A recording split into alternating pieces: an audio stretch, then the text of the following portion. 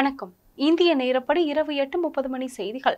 முதலில் ஜிம் தலைப்புச் செய்திகளை காணலாம். காஷ்மீரில் தாக்குதல் நடத்திய பயங்கரவாதிகள் தப்ப முடியாது, பிரதமர் நரேந்திர மோடி உறுதி. பஹல்காம் சுற்றுலா தலத்தில் சுற்றுலா பயணிகளை சுட்டுக் கொல்லப்பட்டதன் எதிரொலியாக பாகிஸ்தானுக்கு செல்லும் சிந்து நதி நீர் நிறுத்தம், இந்தியா நடவடிக்கை. கும்பகோணத்தில் கலைஞர் பல்கலைக்கழகம் அமைகிறது என முதலமைச்சர் மு.க. ஸ்டாலின் அறிவிப்பு. NLC தொழிலாளர்கள் ஒன்றும் தெரியாதவர்களாக முதலமைச்சர் மு.க. ஸ்டாலின் நினைக்கிறார் என எடப்பாடி பழனிசாமி விமர்சனம். பஹல்காம் படுகொலை குறித்து அசாமில் சர்ச்சைக்குரிய கருத்துக்களை பேசிய சட்டமன்ற உறுப்பினர் அமீனுல் இஸ்லாம் கைது. இனி விரிவான செய்திகளை காணலாம். காஷ்மீரில் தாக்குதல் நடத்திய பயங்கரவாதிகள் தப்ப முடியாது என்று பிரதமர் நரேந்திர மோடி தெரிவித்துள்ளார். பீகார் மாநிலம் மதுபானி நகரில் நடைபெற்ற கூட்டத்தில் பிரதமர் நரேந்திர மோடி உரையாற்றினார். அப்போது காஷ்மீரில் தாக்குதல் நடத்திய பயங்கரவாதிகள் நிச்சயம் தண்டிக்கப்படுவார்கள் என்றும், காயம் அடைந்தவர்களுக்கு உரிய சிகிச்சை அளிக்கப்பட்டு வருகிறது என்றும், தாக்குதலில் உயிரிழந்த மக்களுக்காக காஷ்மீர் முதல் கன்னியாகுமரி வரை துக்கம் அனுசரிக்கப்படுகிறது என்றும், சுற்றுலா பயணிகள் மீது தாக்குதல் நடத்திய பயங்கரவாதிகள் வேட்டையாடப்படுவார்கள் என்றும், தாக்குதல் நடத்தியவர்கள் யாரும் தப்ப முடியாது என்றும் தெரிவித்தார். மேலும் கடினமான சூழலில் இந்தியாவுடன் துணை நின்ற நாடுகளுக்கு நன்றி தெரிவித்துக் கொள்கிறேன் எனவும், தாக்குதல் நடத்தியவர்கள் சதி செய்தவர்களுக்கு கற்பனை செய்ய முடியாத அளவிற்கு தண்டனை வழங்கப்படும் எனவும், இந்தியாவின் தன்னம்பிக்கையை யாராலும் அசைக்க முடியாது என்றும், பயங்கரவாதிகளை இருந்த இடம் தெரியாமல் ஆக்கிவிடுவோம் என்றும் பிரதமர் நரேந்திர மோடி தெரிவித்துள்ளார். காஷ்மீரின் பஹல்காம் சுற்றுலா தலத்தில் சுற்றுலா பயணிகள் சுட்டுக் கொல்லப்பட்டதை அடுத்து பாகிஸ்தானுக்கு செல்லும் சிந்து நதி நீரை இந்தியா நிறுத்தியுள்ளதாக தகவல் தெரிவிக்கப்பட்டுள்ளது. காஷ்மீரின் பஹல்காம் சுற்றுலா தலத்தில் நேற்று முன்தினம் பயங்கரவாதிகள் சுற்றுலா பயணிகள் மீது வெறித்தனமாக துப்பாக்கி சூடு நடத்தினர். இதில் 26 பேர் கொல்லப்பட்டனர். இந்த பயங்கரவாத சம்பவம் நாட்டையே அதிர்ச்சிக்குள்ளாக்கியது. ஒவ்வொருவரிடமும் மதத்தை கேட்டு தீவிரவாதிகள் சுட்டுக் கொன்றதாக கூறப்படுகிறது. பெரும்பாலும் சுற்றுலா பயணிகளை குறிவைத்தே தாக்குதல் நடத்தியுள்ளனர். கடந்த காலங்களில் இந்தியா பாகிஸ்தான் இடையே போர் நடந்துள்ள போதிலும் அப்பாவி மக்களை குறிவைத்து பயங்கரவாதிகள் தாக்குதல் நடத்தியுள்ளனர். இதையடுத்து பாகிஸ்தானுக்கு எதிராக இந்தியா பல்வேறு நடவடிக்கைகளை எடுத்து வருகிறது. இந்நிலையில் பஹல்காம் பயங்கரவாத தாக்குதலை தொடர்ந்து ஜம்மு காஷ்மீரிலிருந்து பாகிஸ்தானுக்கு செல்லும் சிந்து நதி நீரை இந்தியா நிறுத்தியுள்ளதாக தகவல் தெரிவிக்கப்பட்டுள்ளது. கும்பகோணத்தில் கலைஞர் பல்கலைக்கழகம் அமைகிறது என்று முதலமைச்சர் மு.க. ஸ்டாலின் தெரிவித்துள்ளார். முதலமைச்சர் மு.க. ஸ்டாலின் எக்ஸ் தள பதிவில் பதிவு ஒன்றை பதிவிட்டுள்ளார். அதில், போராடி கல்வி சாலைக்குள் காலடி எடுத்து வைத்த நாம் உயர்கல்வியில் உயர பறக்கிறோம், நானிலமெங்கும் தமிழ்நாட்டின் உயர் பொறுப்புகளில் பணியாற்றுகிறோம் என்றும், இந்த பெருமைகளுக்கு அடித்தளமிட்ட கலைஞர் கருணாநிதி சில சாதனைகளை செய்துள்ளார் என்றும், அதில் பள்ளிகளில் தமிழ் கட்டாய பாடம், ஆரம்ப பள்ளிகளில் பெண் ஆசிரியர்கள் நியமனம், வாரத்தில் 5 நாட்கள் முட்டை வழங்குதல் என்ற உண்மையான சத்துணவு திட்டம் என பல திட்டங்களை செயல்படுத்தியும், தமிழ்நாட்டில் பல பல்கலைக்கழகங்களை நிறுவி நவீன தமிழ்நாட்டை உருவாக்கிய கலைஞர் கருணாநிதி மக்களின் உயர்வில் என்றும் வாழ்வார் என முதலமைச்சர் மு.க. ஸ்டாலின் தெரிவித்துள்ளார். மேலும் கும்பகோணத்தில் கலைஞர் பல்கலைக்கழகம் அமைகிறது என்றும் தெரிவித்துள்ளார். NLC தொழிலாளர்கள் ஒன்றும் தெரியாதவர்கள் என முதலமைச்சர் மு.க. ஸ்டாலின் நினைக்கிறார் என்று அதிமுக பொதுச் செயலாளர் எடப்பாடி பழனிசாமி தெரிவித்துள்ளார். அதிமுக பொதுச் செயலாளரும் சட்டமன்ற எதிர்க்கட்சி தலைவருமான எடப்பாடி பழனிசாமி அறிக்கை வெளியிட்டுள்ளார். அதில், பொய்யிலே பிறந்து பொய்யிலே வளர்ந்த தற்போதைய முதலமைச்சர் மு.க. ஸ்டாலினின் திரிபுவாத செயல்களுக்கும், உண்மைகளை மறைத்து சரித்திர பதிவேடுகளை திருத்தும் அடாவடித்தனங்களுக்கும் அளவே இல்லாமல் போய்விட்டது என்றும் தெரிவித்தார். மேலும், நெய்வேலி பழுப்பு நிலக்கரி சுரங்க கார்ப்பரேஷன் தொழிலாளர்கள் சங்க அங்கீகாரத்திற்கான தேர்தல் 25ஆம் தேதி நடைபெறுகிறது எனவும், 4 ஆண்டுகளுக்கு ஒருமுறை நடைபெறும் இந்த தேர்தலில் தற்போது அங்கீகாரம் பெற்று NLC ஊழியர்களின் நலனுக்காக அல்லும் பகலும் அயராது பாடுபட்டு வரும் அண்ணா தொழிலாளர் ஊழியர் சங்கம் மீண்டும் அங்கீகாரம் பெறுவதற்காக போட்டியிடுகிறது என்றும், நம்முடைய தொழிற்சங்கத்தை எதிர்த்து வேறு சில இயக்கங்களும் போட்டியிடுகின்றன எனவும் தெரிவித்தார். மேலும் ஏய்த்து பிழைக்கும் தொழிலையே மூலதனமாக கொண்டு அரசியல் நடத்தும் நிர்வாக திறனற்ற மு.க. ஸ்டாலினின் பசப்பு வார்த்தைகளிலும் அவர் ஆட்டும் கிளுகிளுப்பை சத்தங்களுக்கும் செவிசாய்க்காமல் NLC தோழர்களுக்கு என்றென்றும் பாதுகாப்பு அரணாக நிற்கும் அண்ணா தொழிலாளர் ஊழியர் சங்கத்தின் எண் 3 வாக்களித்து தனிப்பெரும் சங்கமாக தேர்வு செய்திடுமாறு அன்புடன் கேட்டுக்கொள்கிறேன் என்றும் தெரிவித்த அவர் NLC தொழிலாளர்கள் ஒன்றும் தெரியாதவர்கள் என முதலமைச்சர் மு.க. ஸ்டாலின் நினைக்கிறார் என்று அதிமுக பொதுச் செயலாளர் எடப்பாடி பழனிசாமி அறிக்கையில் தெரிவித்துள்ளார். அசாமில் பஹல்காம் படுகொலை குறித்து சர்ச்சைக்குரிய கருத்துக்களை பேசிய சட்டமன்ற உறுப்பினர் அமீனுல் இஸ்லாமை காவல்துறையினர் கைது செய்தனர். திங்க் என்னும் இடத்தில் தனது கட்சியினரிடையே சட்டமன்ற உறுப்பினர் அமீனுல் இஸ்லாம் உரையாற்றினார். அப்போது பஹல்காம் படுகொலை குறித்து சர்ச்சைக்குரிய வகையில் பேசியிருந்தார். இது குறித்து நாகான் காவல் நிலையத்தில் காவல்துறையினர் வழக்கு பதிவு செய்து அமீனுல் இஸ்லாமை கைது செய்து விசாரணைக்காக அழைத்து சென்றுள்ளனர். இந்நிலையில் இது குறித்து அசாம் முதலமைச்சர் ஹிமந்த் பிஸ்வ சர்மா தனது எக்ஸ் தள பக்கத்தில் பதிவு ஒன்றை பதிவிட்டுள்ளார். அதில் பாகிஸ்தான் தூண்டுதலில் பயங்கரவாதிகளால் நிகழ்த்தப்பட்ட பஹல்காம் படுகொலையை நியாயப்படுத்தி நேரடியாகவோ மறைமுகமாகவோ எவரேனும் பேசினால் அவர் மீது கடும் நடவடிக்கை எடுக்கப்படும் என எச்சரித்துள்ளார். மேலும் அப்பாவி மக்களை கொடூரமாக கொன்றதை நியாயப்படுத்தி பேசுவது கருத்து சுதந்திரமாகாது என்றும் அது இந்தியாவின் ஆன்மாவிற்கு எதிரான நிலைப்பாடு என்றும் அசாம் முதலமைச்சர் ஹிமந்த் பிஸ்வ சர்மா தெரிவித்துள்ளார். விஜய் அரசியல் செய்வது மிகவும் கடினம் என்றும் இது சினிமா கிடையாது, நேர்மை உண்மை பொறுமை என்பது விஜய்க்கு இருக்கிறதா என்பதை பார்க்க வேண்டும் என்றும் நடிகை விந்தியா தெரிவித்துள்ளார். கோவை செஞ்சிலுவை சங்கம் அருகே பெண்களை பற்றியும் மதங்களை பற்றியும் இழிவாக பேசிய அமைச்சர் பொன்முடி பதவி விலக வேண்டும் என வலியுறுத்தியும் திமுக அரசை கண்டித்தும் கோவை மாநகர மாவட்ட அதிமுக மகளிர் அணி சார்பில் அதிமுகவினர் கண்டன ஆர்ப்பாட்டத்தில் ஈடுபட்டனர். இதில் அதிமுக தலைமை கழக செயலாளரும் நடிகையுமான விந்தியா கலந்து கொண்டார். ஆர்ப்பாட்டத்தை தொடர்ந்து நடிகை விந்தியா செய்தியாளர்களை சந்தித்து பேசினார்.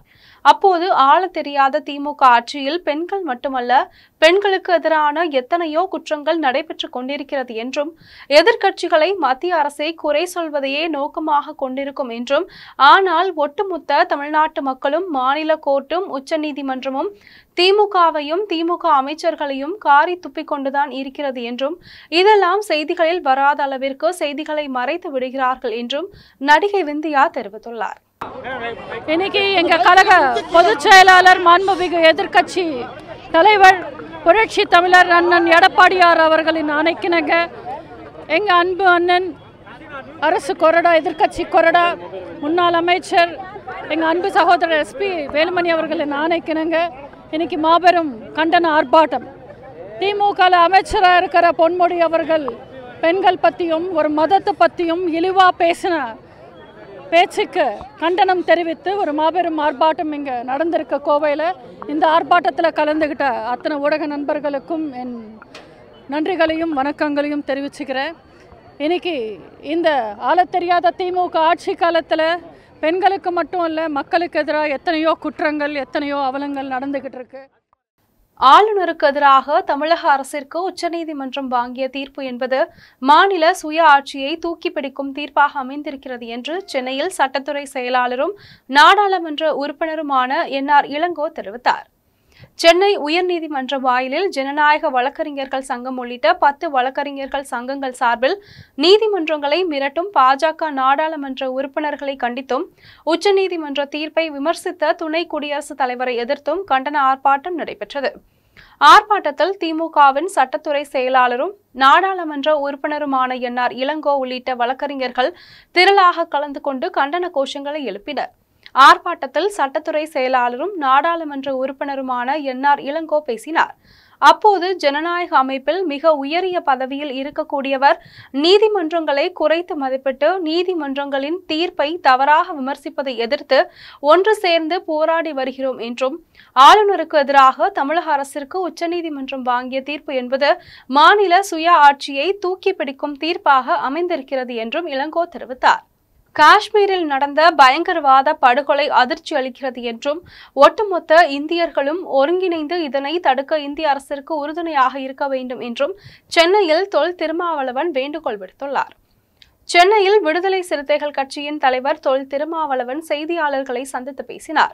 அப்போது விடுதலை சிறுத்தைகள் கட்சிக்கு 2025ஆம் ஆண்டிற்கான விருதுகளை அறிவிப்பதில் மகிழ்ச்சி எனவும், தமிழகம் உள்ளிட்ட இந்திய அளவில் பல்வேறு தளங்களில் சாதனை படைத்தவர்களுக்கு விருதுகள் வழங்கி சிறப்பித்து வருகிறோம் எனவும், திராவிடர் பல்கலைக்கழக துணைவேந்தர் KS சலாமிற்கு அம்பேத்கர் சுடர் விருதும், திரைப்பட கலைஞர் சத்யராஜுக்கு பெரியார் ஒளி விருதும், முன்னாள் நாடாளுமன்ற உறுப்பினர் வைத்தியலிங்கத்திற்கு காமராஜர் கதிர் விருதும் வழங்கப்படுகிறது என்றும் தெரிவித்தார். மேலும் மார்க்ஸ் மாமணி, காயிதே மில்லத் பிறை, அயோத்திதாசர் ஆதவன், செம்மொழி ஞாயிறு, பேராசிரியர் சண்முகதாஸ் உள்ளிட்டவர்களுக்கும் இந்த ஆண்டு விருதுகள் வழங்கப்படுகிறது என்றும், சென்னையில் விருது வழங்கும் விழா பின்னர் அறிவிக்கப்படும் என்றும் தொல் திருமாவளவன் தெரிவித்தார். மேலும் காஷ்மீரில் நடந்த பயங்கரவாத படுகொலை அதிர்ச்சி அளிக்கிறது என்றும், ஒட்டுமொத்த இந்தியர்களும் ஒருங்கிணைந்து இதனை தடுக்க இந்திய அரசிற்கு உறுதுணையாக இருக்க வேண்டும் என்றும் தொல் திருமாவளவன் வேண்டுகோள் விடுத்துள்ளார். விருதுகள் பெறும் சான்றோர் பட்டியலை வெளியிடுவதில் பெருமைப்படுகிறோம். சான்றோர் பட்டியல்: அம்பேத்கர் சுடர் விருது முனைவர் திரு KS சலம், துணைவேந்தர் திராவிட பல்கலைக்கழகம். பெரியார் ஒளி திரு சத்யராஜ், திரைப்பட கலைஞர். மார்க்ஸ் மாமணி தோழர் தியாகு, பொதுச் செயலாளர் தமிழ் தேசிய விடுதலை கழகம். காமராஜர் கதிர் திரு வைத்திலிங்கம் MP, மேனாள் முதலமைச்சர், புதுச்சேரி. அயோத்திதாசர் ஆதவன் முனைவர் ஜம்புலிங்கம், பௌத்த ஆய்வறிஞர். காயிதே மில்லத் பிறை சென்னை போரூரில் 70 வயது மூதாட்டியை கொலை செய்து தூக்கில் தொங்கவிட்டு அவர் அணிந்திருந்த 3 சவரன் தங்கச் செயினை பறித்து சென்ற இளைஞர்கள் 2வரை காவல்துறையினர் கைது செய்தனர். சென்னை போரூர் RE நகர் பகுதியில் வசித்து வரும் காந்திமதி என்பவர் நேற்றிரவு தனது வீட்டில் மர்மமான முறையில் தூக்கில் தொங்கியபடி கிடந்தார். இதுகுறித்து காவல் நிலையத்திற்கு அளிக்கப்பட்ட தகவலின் பேரில் சம்பவ இடத்திற்கு வந்த போரூர் காவல்துறையினர் சடலமாக கிடந்த மூதாட்டியை மீட்டு பிரேத பரிசோதனைக்காக சென்னை கீழ்ப்பாக்கம் அரசு மருத்துவமனைக்கு அனுப்பி வைத்தனர். அப்போது மூதாட்டி கழுத்தில் காயங்கள் இருப்பது தெரிய வந்ததால் சந்தேகம் அடைந்த காவல்துறையினர் தீவிர விசாரணை மேற்கொண்டதில் மூதாட்டி கழுத்தில் அணிந்திருந்த நகையும் மாயமாகியிருப்பதும், மூதாட்டியின் வீட்டில் வாடகைக்கு இருந்த அஜய் என்ற வாலிபர் மாயமாகியிருப்பதும் தெரிய வந்தது. இதனையடுத்து திண்டுக்கல்லில் இருந்த அஜயை காவல்துறையினர் இரவோடு இரவாக கைது செய்து சென்னைக்கு அழைத்து வந்து விசாரணை மேற்கொண்டனர்.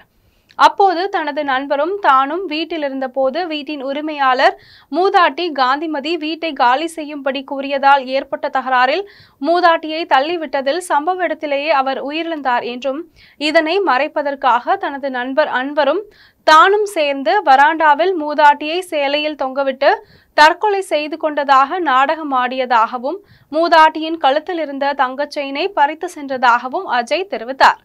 இதனையடுத்து அன்வர் மற்றும் அஜயை காவல்துறையினர் கைது செய்தனர். ஒரத்தூர் ஊராட்சியிலிருந்து படப்பை வழியாக தாம்பரம் செல்லும் 55S பேருந்தை பூஜைகள் செய்து ஊராட்சி மன்ற தலைவர் வள்ளி சுந்தர் பயணத்தை தொடங்கி வைத்தார். காஞ்சிபுரம் மாவட்டம் குன்றத்தூர் ஒன்றியம் ஒரத்தூர் ஊராட்சியிலிருந்து படப்பை, மன்னிவாக்கம், பெருங்களத்தூர் வழியாக தாம்பரத்திற்கு கட்டணமில்லா 55S என்ற மகளிர் விடியல் பேருந்தை வழித்தடத்தில் ஒரத்தூர் ஊராட்சி மன்ற தலைவர் பூஜைகள் செய்து இயக்கி வைத்தார். அதன் பின்னர் அனைவருக்கும் இனிப்புகளை வழங்கினார். அதனைத் தொடர்ந்து ஒரத்தூர் ஊராட்சி மன்ற தலைவர் வள்ளி சுந்தர், துணைத் தலைவர் பூங்கோதை பழனி, தாம்பரம் பணிமனை செக்ரட்டரி வஞ்சேரி அரிமுத்து ஆகியோர் பொதுமக்களுடன் அமர்ந்து பயணத்தை தொடங்கி வைத்தனர். தங்கள் கிராமத்திற்கு கட்டணமில்லா பேருந்து வழங்கிய தமிழ்நாடு முதலமைச்சருக்கும் பேருந்து ஏற்பாடு செய்த அமைச்சர் அன்பரசன், மாவட்ட ஊராட்சிகளின் தலைவர் மனோகரன், ஒன்றிய சேர்மன் சரஸ்வதி மனோகரன் ஆகியோருக்கு ஊராட்சி மன்ற தலைவர் வள்ளி சுந்தரம் நன்றி தெரிவித்தார். மத்திய அரசையும் பாஜகவையும் கேவலமாக பேசி வீடியோ வெளியிட்ட சுந்தரவள்ளி மீது நடவடிக்கை எடுக்க வேண்டும் என வலியுறுத்தி மாங்காடு காவல் நிலையத்தில் பாஜகவினர் புகார் அளித்தனர். எக்ஸ் வலைதளத்தில் மத்திய அரசையும் பாஜகவையும் கேவலமாக பேசி வீடியோ வெளியிட்ட சுந்தரவள்ளி மீது நடவடிக்கை எடுக்க கோரி மாங்காடு காவல் நிலையத்தில் சென்னை கிழக்கு மாவட்ட செயலாளர் ஸ்ரீகண்டன் தலைமையில் பாஜகவினர் புகார் அளித்தனர். அதனைத் தொடர்ந்து மாவட்ட செயலாளர் ஸ்ரீகண்டன், குன்றத்தூர் தெற்கு ஒன்றிய மண்டல தலைவர் G. வடிவேலன் ஆகியோர் பத்திரிகையாளர்களை சந்தித்து பேசினர். அப்போது காஷ்மீரில் நடைபெற்ற பஹல்காம் பயங்கரவாத தாக்குதலுக்கு இந்திய நாடே கவலை கொண்டிருக்கும் நேரத்தில் தமிழ்நாட்டை சேர்ந்த சுந்தரவள்ளி என்பவர் ராணுவ வீரர்களையும் மத்திய அரசையும் பாஜகவையும் கேவலமாக பேசி அதனை எக்ஸ் வலைதளத்தில் வெளியிட்டதை கண்டித்து காவல் நிலையத்தில் கொடுக்கப்பட்ட மனுவின் மீது நடவடிக்கை எடுக்க வேண்டும் எனவும், நடவடிக்கை எடுக்காவிட்டால் கட்சியின் மேலிட அனுமதியுடன் ஆர்ப்பாட்டத்தில் ஈடுபட உள்ளதாகவும் ஸ்ரீகண்டன், வடிவேலன் ஆகியோர் தெரிவித்தனர். இதில் கோவூர் கழக நிர்வாகிகள் பலர் உடனிருந்தனர். காஷ்மீர் தீவிரவாத தாக்குதல் நாடே வருத்தப்பட்டிருக்கிற நேரத்தில் சுந்தரவள்ளி தமிழ்நாட்டிலிருந்து ஒரு எக்ஸலத்தில் மிகவும் கேவலமாகவும் அருவருக்கத்தக்கையிலும் பதிவிட்டுருக்காங்க. என்ன பதிவுனா, இராணுவத்தையும் இராணுவத்தையும் நமது தேசத்தையும் மற்றும் பாஜக கட்சியையும் இழிவுபடுத்துகிற அளவுக்கு ஒரு பதிவை மிக கேவலமாக போட்டுருக்காங்க. அது சம்பந்தமாக இன்று T14 மாங்காடு காவல் நிலையத்தில் ஒரு புகார் கொடுத்துக்கிறோம். இந்த புகார் மனுவுக்கு இன்ஸ்பெக்டர் ஐயா நடவடிக்கை எடுக்கணும்னு சொல்லிட்டு புகார் மனு பெற்றுக் கொண்டிருக்காங்க. அதுக்காக முதல்ல அவருக்கு நன்றி சொல்கிறோம். மீண்டும் இந்த புகார் சம்பந்தமாக நடவடிக்கை எடுப்பேன்னு உறுதி கொடுத்துருக்காங்க. எடுக்கலைன்னா மேலும் நாங்கள் பாஜக மேலிடம் தலைமையோட உத்தரவுப்படி ஒரு பெரிய ஆர்ப்பாட்டம் அறிவிக்கிறதாட்டு நாங்கள் முடிவு பண்ணிக்கிறோம். சென்னை கிழக்கு மாவட்டம் குன்றத்தூர் தெற்கு ஒன்றியம் கொலப்பாக்கம் மண்டலேருந்து வந்திருக்கோம். நாங்கள் எதுக்காக இந்த போலீஸ் ஸ்டேஷனுக்கு வந்திருக்கோன்னா, நேற்று காஷ்மீரில் தீவிரவாத தாக்குதல் நடந்தது. அது நம்ம நாடே. புதுச்சேரியில் சமூக வலைதளங்களில் உள்ள பெண்களின் புகைப்படங்களை திருடி தவறாக மார்பிங் செய்து இணையதளத்தில் பதிவிட்டு பணம் பறித்த தென்காசி இளைஞரை சைபர் கிரைம் காவல்துறையினர் கைது செய்தனர். புதுச்சேரியை சேர்ந்த நபர் ஒருவர் தனது மனைவியின் புகைப்படத்தை மார்பிங்கில் ஆபாசமாக சித்தரித்து சமூக வலைதளங்களில் பரப்பி வருவதாக புதுச்சேரி சைபர் கிரைம் காவல் நிலையத்தில் புகார் அளித்தார். புகாரின் பேரில் காவல்துறையினர் வழக்கு பதிவு செய்து குற்றவாளிகளை தேடி வந்தனர். இந்நிலையில் பெண்ணின் புகைப்படத்தை சமூக வலைதளத்தில் ஆபாசமாக சித்தரித்தது தென்காசி மாவட்டம் வீரசிகாமணி பகுதியை சேர்ந்த சிவசக்தியின் மகன் மனோகர் என்பது தெரியவந்தது. இதனைத் தொடர்ந்து காவல்துறையினர் தென்காசிக்கு விரைந்து சென்று மனோகரை கைது செய்து புதுச்சேரி காவல் நிலையத்திற்கு அழைத்து சென்று விசாரணை மேற்கொண்டனர். அப்போது புகார்தாரரின் மனைவி உட்பட சமூக வலைதளங்களில் உள்ள பெண்களின் புகைப்படங்களை திருடி மார்பிங் செய்து இணையதளத்தில் பதிவிட்டு அதில் பாலியல் சேவை உள்ளதாக குறிப்பிட்டு UPI QR கோடு மூலம் பலரிடம் பணம் வசூலித்து ஏமாற்றியது தெரிய வந்தது. இதனையடுத்து மார்பிங் செய்ய பயன்படுத்திய கருவிகள், மொபைல் போன்களை பறிமுதல் செய்த காவல்துறையினர் மனோகரை நீதிமன்றத்தில் ஆஜர்படுத்தி சிறையில் அடைத்தனர். மேலும் இவ்வழக்கில் தொடர்புடைய சந்தோஷ், ஜெயா, ஜெஹி ஆகியோரை காவல்துறையினர் தேடி வருகின்றனர்.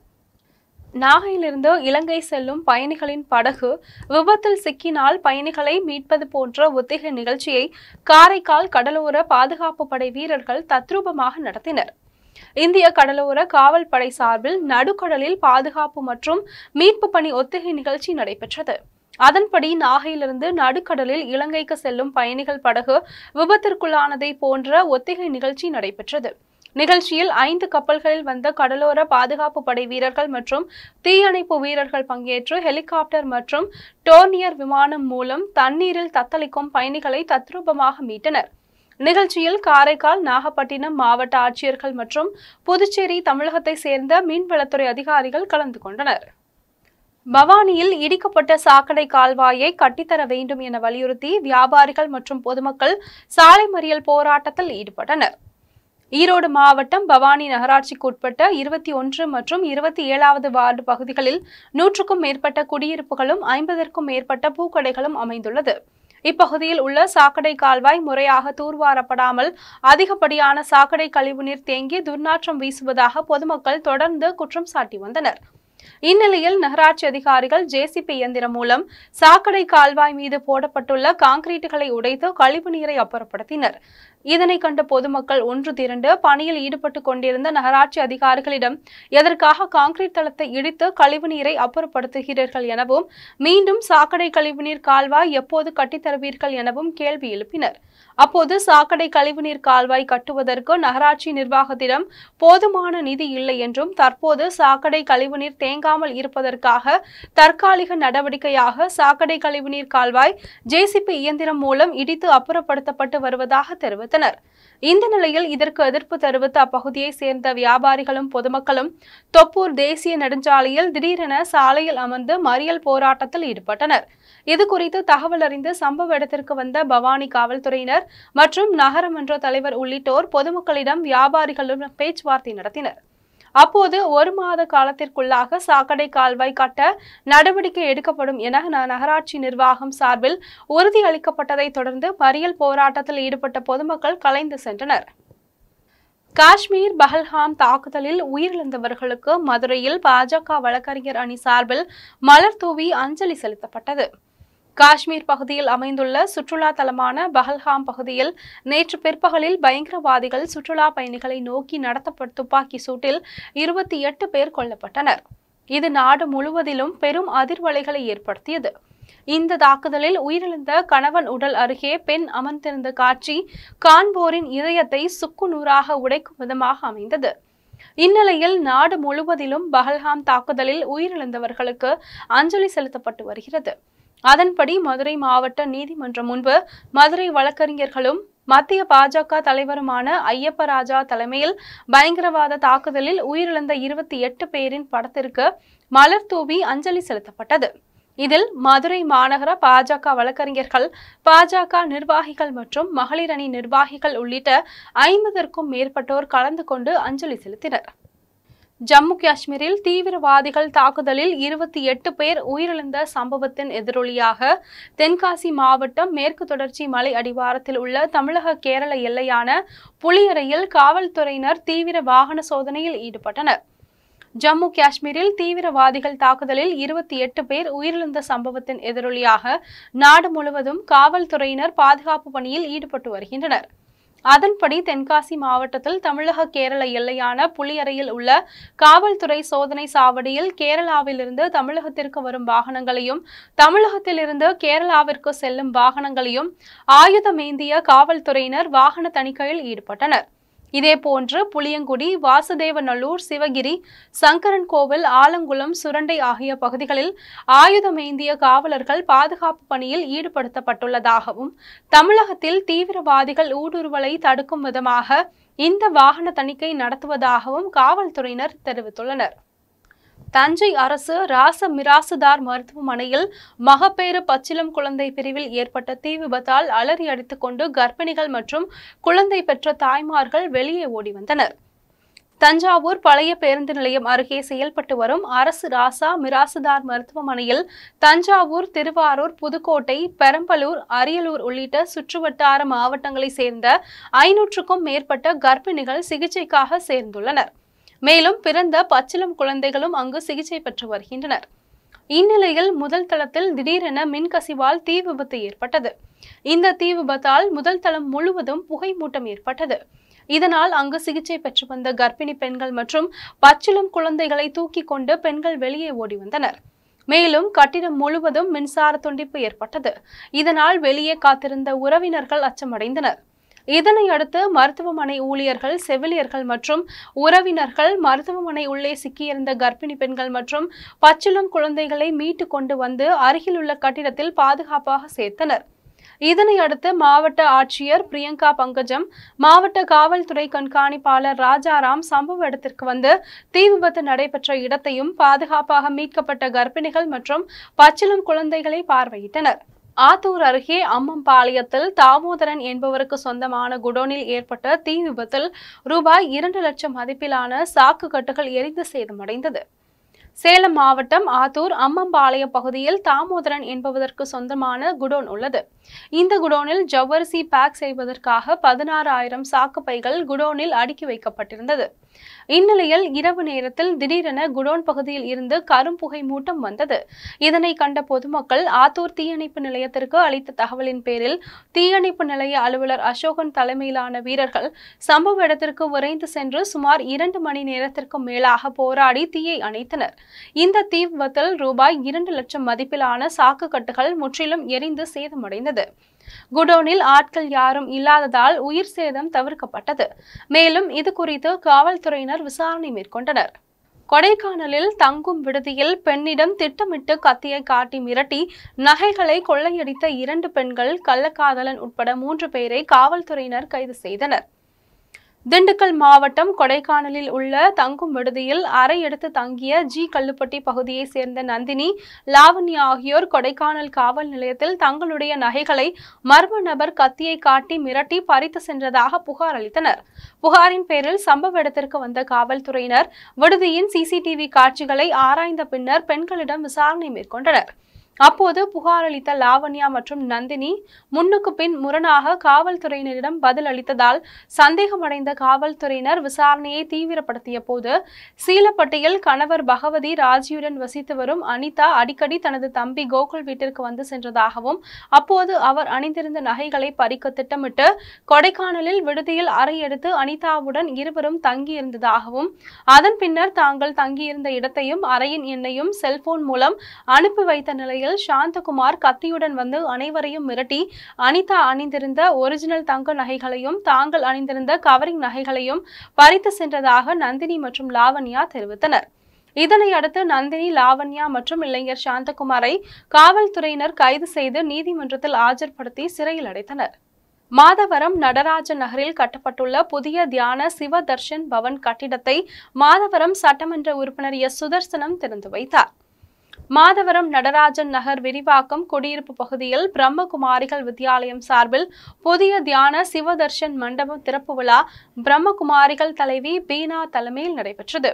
விழாவில் மாதவரம் மண்டல குழு தலைவர் நந்தகோபால் கலந்து கொண்டு தியான கொடியினை ஏற்றி வைத்து தியான நிலையத்தின் பெயர் பலகையை திறந்து வைத்து வண்ண பலூன்களை பறக்கவிட்டார். அதன் பின்னர் 50க்கும் மேற்பட்ட பிரம்மகுமாரிகள் புனித நீர் கொண்ட கலசங்களை தங்களது திருக்கரங்களால் சுமந்தவாறு அனைவரையும் வரவேற்றனர்.